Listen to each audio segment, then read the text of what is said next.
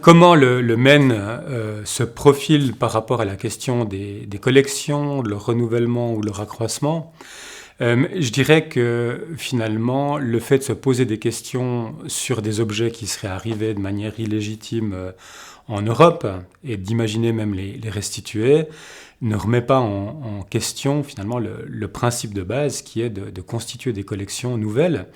Donc finalement, pour autant qu'on respecte les formes, pour autant qu'on ne prenne pas des objets par la violence, pour autant qu'on les paye, ou pour autant que les populations soient d'accord de les céder, pour moi, rien ne s'oppose à continuer à faire de la recherche et à accroître les collections.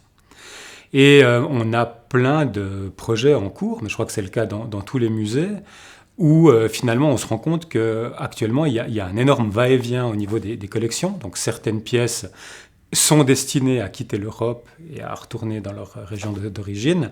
Pour moi, c'est extrêmement important qu'il y ait un mouvement inverse, c'est-à-dire qu'en fait, il y ait d'autres objets qui viennent en Europe et qui nous permettent, pendant un temps donné, peut-être pas l'éternité, mais pendant quelques dizaines d'années, de nous poser des questions, de nous définir, de penser des enjeux économiques ou des rapports de force.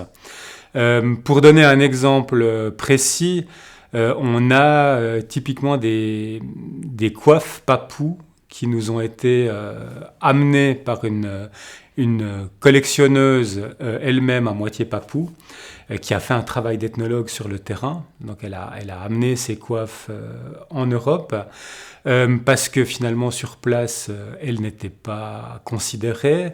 Les traditions en fait, qui y étaient associées étaient plutôt en train de disparaître. Donc elle a fait un travail de sauvegarde d'urgence. Et elle est partie du principe que finalement, il n'y avait qu'en Europe à ce moment précis qu'on trouverait une institution capable de conserver ce patrimoine. Avec aussi l'idée qu'il y a toute une collaboration qui doit se mettre en place avec la Papouasie maintenant, et qu'on n'est pas, je dirais, possesseur, mais en fait on est dépositaire temporaire de ces objets qui pourraient un jour ou l'autre retourner sur place s'il y a un besoin.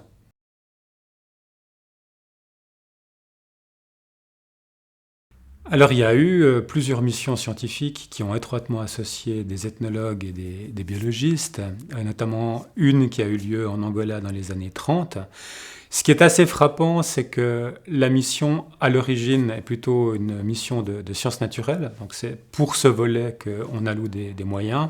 Et l'ethnologue Théodore Delachaux vient plutôt se greffer sur cette mission pour faire des collections qui sont extrêmement importantes dans notre musée. Mais je dirais il n'avait pas les moyens de lancer cette mission à lui tout seul. La collaboration sur le terrain se détériore assez rapidement. Donc M. Monard et M. Delachaux ne sont pas d'accord sur tout un tas de choses et finalement vont se séparer. Donc ils vont chacun partir de leur côté, poursuivre leurs recherches. À l'heure actuelle, on revient sur cette collection puisqu'en fait le Muséum d'histoire naturelle de la Chaux-de-Fonds nous a donné ou nous a déposé en fait toute la partie ethnographique de cette collection. Donc moi, ce qui me frappe, c'est que effectivement, des naturalistes qui étaient là a priori pour récolter des spécimens d'animaux pour les dioramas du musée, se sont aussi beaucoup intéressés à la partie culturelle, en collectant des masques, des costumes, des instruments de musique. Donc on se rend compte que la frontière n'est pas clairement établie. Pour le dire d'une autre manière, et c'est peut-être aussi intéressant à réfléchir, l'inverse n'est pas vrai. Donc en fait, nous, on n'a pas, ou quasiment pas de spécimens naturalistes dans nos collections ethnographiques. Et au milieu des deux hommes, il y avait un jeune chercheur, biologiste, qui s'appelait Charles-Émile Thiebaud, qui était aussi photographe amateur, donc qui a pris énormément d'images en lien avec cette mission. C'est aussi assez frappant de voir que Thiebaud en fait se distancie assez rapidement de ce qui est son champ de compétences originel et en fait photographie essentiellement des scènes qui présentent les coutumes ou les traditions des populations qu'il rencontre. Donc finalement on se comprend qu'il y a des rapports de compétition entre scientifiques, mais d'une certaine manière qui travaillent sur les mêmes objets, avec des méthodes finalement assez similaires et que finalement ce type d'approche est sans doute plus intéressant que des approches sectorisées, puisqu'en fait, en prenant la mission scientifique suisse en Angola, on peut se poser des questions transversales sur l'ensemble des disciplines scientifiques qui étaient actives à l'époque.